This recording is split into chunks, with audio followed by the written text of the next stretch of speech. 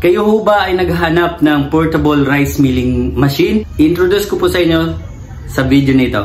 Panoorin niyo po ito hanggang matapos.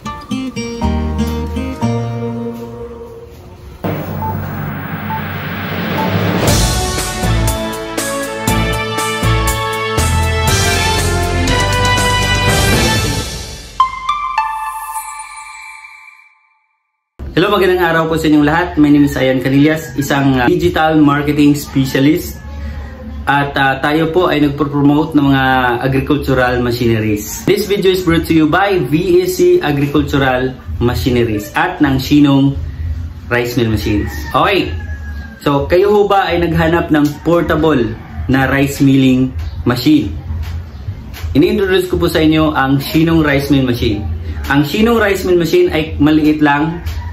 4 meters by 5 meters lang po ang space na kailangan dito. Ang makonsume na space, maliit lang building kailangan dito. Ang kagandahan, hindi na po kailangan ng 3-phase transformer dahil single phase lang po ito. Di kuryente, hindi kailangan ng engine motor.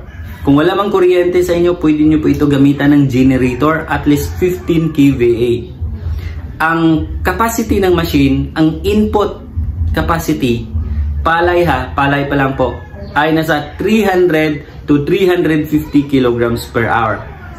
Okay, equivalent po yan sa 6 hanggang 7 sakong palay bawat oras. At kayang-kaya po nito mag-mill sa isang araw, 10 to 12 hours a day. 60 to 80 kabans sa isang araw kapag tuloy-tuloy. Recommendation lang po namin, pahinga lang po ng 15 minutes ang machine, at least 15 minutes every 4 hours. Parang tao rin na merong break time. Ganun lang po. So hindi po ito nag-overheat dahil made in South Korea lahat ng parts ng machine. Ang kagandahan dito mga kaibigan ay 5-in-1 function na po ito. Bakit 5-in-1?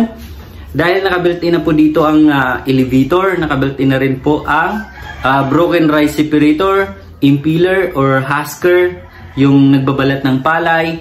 Meron din po itong separator ng mga dumi. Ayan. At saka distoner.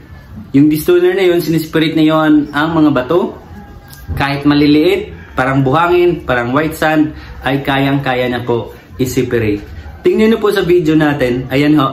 Napakaganda po ang quality ng bigas. Kapag nasa 14% and below ang moisture content ng palay, ibig sabihin maganda din po ang result at quality na output ng bigas. Kung kayo po ay nagbabalak na magnegosyo, hindi lang sa rice milling kundi bigasan, napakaganda rin po ang opportunity na ito. Dahil ang output quality ng bigas ay pwede mo na pong pangbinta sa merkado. Pambato mo sa mga well-milled na bigas. Napakaganda po ang quality. Maputi, makinis, at wala ng mga bato, wala ng mga dumi, malinis po yung bigas.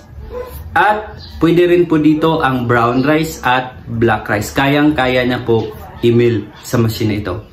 So, kung gusto nyo po ang machine ito, nagdi-deliver po kami kahit saan sa Pilipinas, Luzon, Visayas, at Mindanao. Meron lang po shipping fee or delivery fee. Pero, libre na po ang installation. Meron po kaming technician na pupunta sa inyo para mag-install ng machine, mag-demo, mag-testing, at mag-conduct ng training kung paano mag-operate mag-operate ng machine at kung paano rin po mag-troubleshoot or mag-maintenance ng machine. So, tuturuan din po kayo. Lahat po, kahit saan po kayo sa Pilipinas. So, affordable po siya. Ang kagandahan, complete set na po ito. Meron tayong Shinong Rice Mill Machine, kasama na po ang elevator at yung palay cleaner, palay pre-cleaner natin, kasama na rin po sa set natin. Complete set na po yan. So, kahit saan kayo sa Pilipinas, OFW man kayo, so, pwede po kayo magpa-deliver ng machine na ito. Shinong Rice Mill Machine na gawa mula sa South Korea. Order na!